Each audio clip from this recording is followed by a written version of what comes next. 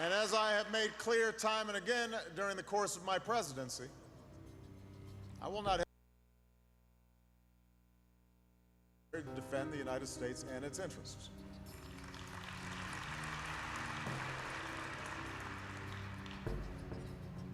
Moving forward, I would ask that we all remember the weightiness of these issues.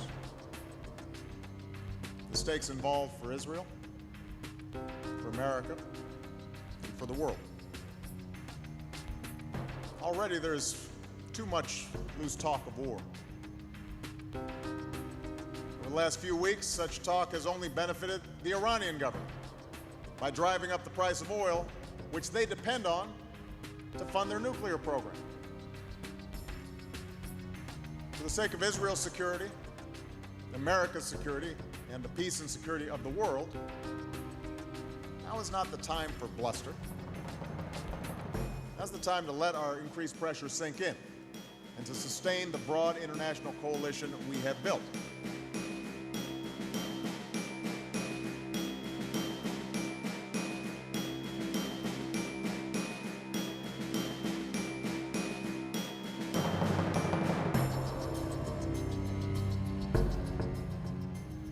I was there to cover the president's speech at AIPAC, and the palpable sense of power that attended that conference is really quite astonishing. I mean, it was like nothing that I'd ever experienced in my life. This was obviously an annual affair, and one that pulls everybody who has political power in Washington toward the cause of Israel, and specifically the cause of the current government of Israel and its policies. And so it is no surprise that President Obama made every effort to sell himself as the most pro-Israel president in the history of the United States. And the reason is because the Israeli lobby disposes of huge amounts of cash for congressional campaigns, and has for many decades now, and that has created the illusion that a candidate for Congress really is not really very safe unless he is on the right side of the Israeli lobby in Washington. This is, I think, the most effective lobbying tactic that's ever been used by an interest group in the history of the United States. They've created this illusion, really, that the Israeli lobby represents the Jewish vote in the United States, as well as representing the campaign contributions of Jewish citizens more broadly. What they do represent is a relatively small number of campaign contributors who dispose of very, very large amounts of cash, and who really do unite behind the AIPAC positions, policy positions. And that's why I think they're able to dispose of such enormous power over the US Congress. And it really is the case that most members of Congress are really quite afraid of the Israeli lobby, afraid of AIPAC, which represents this broader range of cash contributors for their campaigns. Israel's influence comes from a number of factors, including this, I think there's a strong ideological link that you have. We're both countries that were founded on strongly idealistic values, while at the same time suppressing the indigenous population. There's a fair amount of liberal guilt from the Holocaust, and regarding anti-Semitism in general, especially with of the older generation, the folks who tend to dominate politics in Washington. I think some of them, particularly the liberals, are kind of stuck in this, Paul Newman and Exodus, kind of idealism. You have the religious right, which is increasingly powerful, particularly in the Republican Party, which sees Israel as a manifestation of a biblical prophecy, and believing that a belligerent, dominant Israel is necessary for the second coming of Christ. And then, of course, you do have the interest, the lobbying of AIPAC and similar groups, which have a fair amount of influence on Capitol Hill, though Most of these are in these one-sided resolutions that are non-binding, that they don't directly impact a policy, but are indicative of the clout, certainly that AIPAC has on Capitol Hill. At the same time, in addition to Israel lobby, there is another powerful lobby in the United States that people don't speak about that much, and that's the lobby by Saudi Arabia. We know the Saudi Arabian government has expressed its desire on several occasions that the U.S. Should attack Iran. Documents released by WikiLeaks indicated that the King of Saudi Arabia had urged the United States to cut the head of a snake, meaning that Iran is a snake and its head is its nuclear program, and he had urged the U.S. to attack Iran's nuclear facilities. And there have been many reports in that that's what the regime of Saudi Arabia wants. So that's another lobby, very strong lobby in the United States that has been urging the United States to be very tough with Iran regarding its nuclear program. So if the administration can resist these pressures, and if the red line that they have said that Iran should not produce nuclear weapon is a true red line, then I believe a diplomatic solution is totally possible.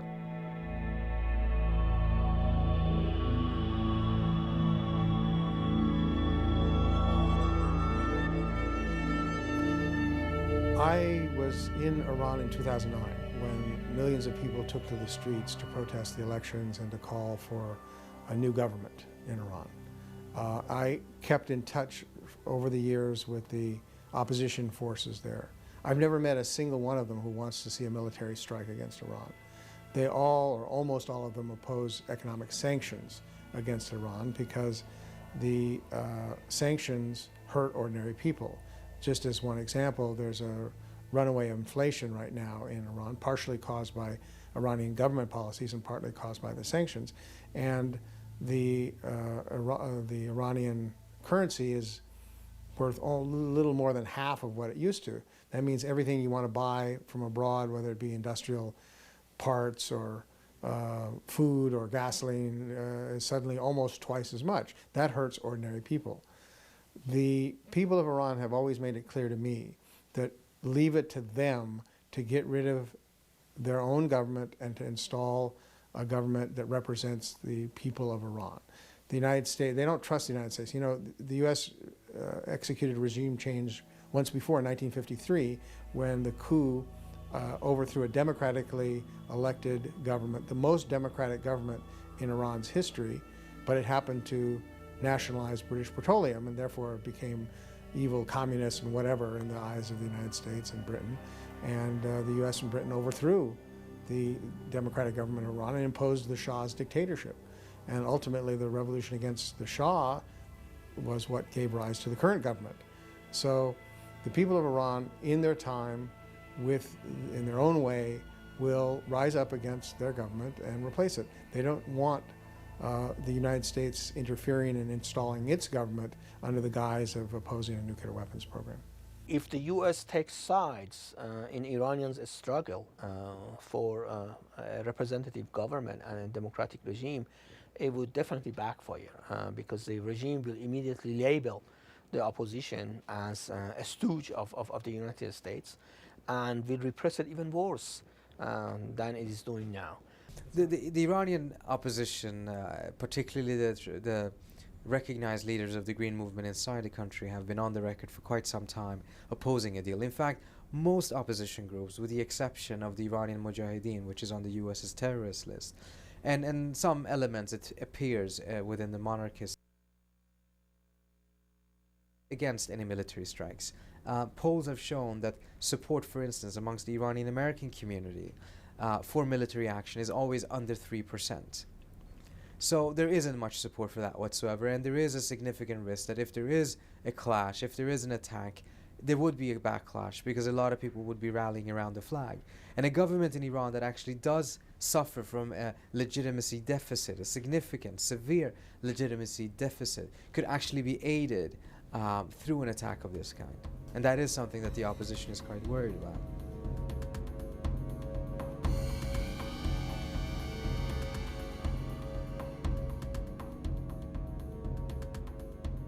Iran, regardless of its regime, is in a very bad neighborhood. On its eastern side, we have Afghanistan with a long war. It's almost like 30 years now, more than 30 years. And then we have Pakistan, in which radical forces have a lot of power. And at the same time, Pakistan, which is sort of an unstable country, is equipped with 60 to 100 nuclear warheads. On the western side of Iran, we have Iraq, which is unstable. There is still a lot of factional fighting, bombs going off every day, and so on. And then, of course, Iran is, as a whole, is in the Middle East, which is one of the most strategic and also sensitive areas of the world. So Iran does have legitimate security concerns. At the same time, in recent weeks, various administration officials, from Leon Panetta, the Secretary of Defense, to others, have said that the red line for the United States vis-a-vis Iran's nuclear program is that Iran should not produce a nuclear weapon. Whereas in the Bush administration, the red line was that Iran should not even acquire the knowledge to put itself in a position that could make a nuclear weapon, which means that Iran could not even have uranium enrichment, for example, or any sort of nuclear technology that could be used in that. So if this new red line is actually a true red line and is not going to be pushed back again, then I believe a diplomatic solution is quite possible. Obama made very clear that his red line is not the capability to have a nuclear weapon, that is to have the technological capability to go for a nuclear weapon, but the actual decision, evidence of a decision by Iran to procure a nuclear weapon. And that is very different from what Netanyahu's red line is. Netanyahu is making it very clear. In fact, the entire AIPAC convention was about urging Congress to insist that the U.S. policy be one of not allowing Iran to have a capability, a nuclear weapon capability, meaning that unless Iran stops its nuclear program entirely, this is to be treated as a casus belli, a reason for going to war against Iran. I think the United States and Israel, of course, have a very close relationship. But when it comes to Iran, particularly under the Obama administration, there has been a tremendous amount of tensions between the Israelis and the Iranians. The Israelis, from the very outset, did not favor Obama's approach of using diplomacy to resolve the Iranian nuclear program, as I mentioned earlier, out of fear that the deal would reduce U.S.-Iran tensions, but not Israeli-Iranian tensions. Moreover, the Netanyahu government did do a lot to try to pressure the Obama administration to either abandon diplomacy or to make sure that it couldn't succeed. They did so by, on the one hand, pushing for negotiations to only have 12 weeks, meaning that what sanctions and confrontation have failed to achieve in 20 years, diplomacy had to miraculously achieve in 12 weeks. Netanyahu very sharply distinguished the position that he is taking on Iran from. And the primary difference, I would say, is that Netanyahu made it very clear that he is unalterably opposed to negotiations with Iran. He doesn't believe that it's worthwhile to negotiate with Iran, that the Iranians will simply take advantage of it, and therefore he is basically taking the position that he knows the United States is going to negotiate with Iran, but that is not what Israel wants.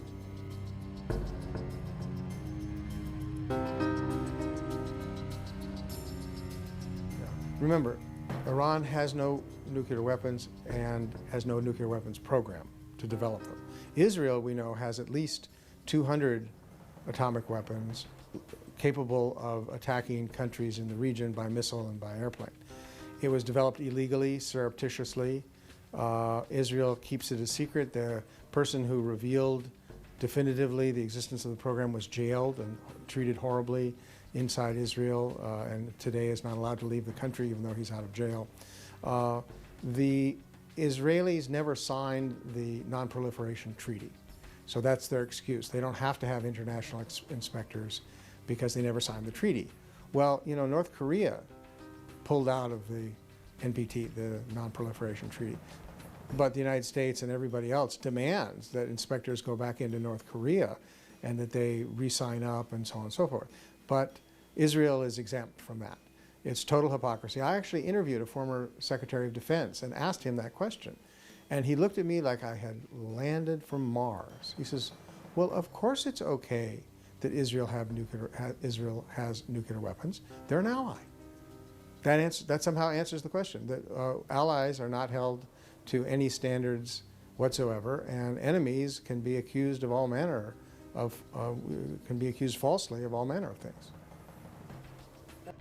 The hypocrisy certainly has been pointed out, and it does speak to another path towards trying to resolve these issues overall, and that is the potential for diplomacy to work in the arena of, instead of just focusing on Iran exclusively, to put it in a larger regional context of trying to potentially achieve a Middle East nuclear weapons free zone, which obviously would have to include Israel and would have to include Israel taking a number of steps much farther than where it actually stands today. 2010 Non-Proliferation Treaty Review Conference, which happens every 5 years, is one of the proposals there was to reinvigorate discussions and involve all of the parties, the appropriate parties in the Middle East, towards the ultimate objective of trying to create a Middle East nuclear weapons-free zone. Of course, Israel's not very interested in moving along that path now, when they see what they define as an existential threat. To them, this is the only thing that, you know, they can't rely on the United States or any external power for their ultimate security and protection. It's ultimately their, certainly their nuclear arsenal and their conventional capabilities, indigenous, that they rely on. If Obama or if Israel invades Iran, it would violate the UN Charter. The Security Council has not authorized it, and it would not be self-defense. Iran has not invaded any other country for 200 years, and the UN International Atomic Energy Agency and the United States National Intelligence Estimate, which is a group of the 16 primary intelligence agencies in the United States, have both said there is no evidence that Iran has is developing nuclear weapons. That they might have been doing that, but that ended, that program ended in 2003. And under the Nuclear Non-Proliferation Treaty, to which Iran is a party, countries have the right to enrich uranium for peaceful purposes, and Iran says that it is enriching uranium for peaceful purposes. Moreover, under Security Council Resolution 687, which was one of the resolutions that ended the Gulf War, it called for a weapons of mass destruction free zone in the Middle East. That includes Israel. Israel's part of the Middle East. And yet Israel reportedly has between 400 and 600 nuclear weapons. And yet we're focused on Iran, which does not have nuclear weapons. So if the United States or Israel were to militarily attack Iran, that would violate international law, it would violate the United Nations Charter. I don't think that that anybody has the moral authority to attack anyone else, but only to defend oneself. And so it's even more gross in this situation where you have the advanced industrial countries that have nuclear weapons threatening everybody else. Meanwhile, they are threatening it on the basis of the Non-Proliferation Treaty, but that same Non-Proliferation Treaty calls for for those nuclear powers to disarm. Instead, they're not disarming, and they are using their power to try to coerce other countries to not develop the same weapons they have. There's no morality in that. Yeah, you know, international law does not recognize countries bombing other countries because they might pose a threat at some time in the future. You know, it used to be self-defense meant somebody invaded you or attacked you and you responded. But the US and to some extent the Europeans and the Israelis have turned that on its head to say, because we have such military strength and the other side can't retaliate, we can go carry out attacks on them and call it self-defense. Israel did that when it attacked a nuclear facility in Iraq back in the 90s. And then it did it again in the case of Syria at the end of the Bush administration era. In the case of Syria, I don't think it was a nuclear plant. I think there was a conventional weapons facility. But the U.S. and the Israelis claimed it was nuclear, so that, of course, must be what's true. You know, Israel regularly invades Gaza. It sends its troops into the West Bank. It's invaded and occupied Lebanon numerous times. Basically, it's might makes right. We're the strongest power in the Middle East, so we can do whatever we want. They're unlike it has been done before by the Israelis. In 2007, it was a single, still not constructed reactor facility.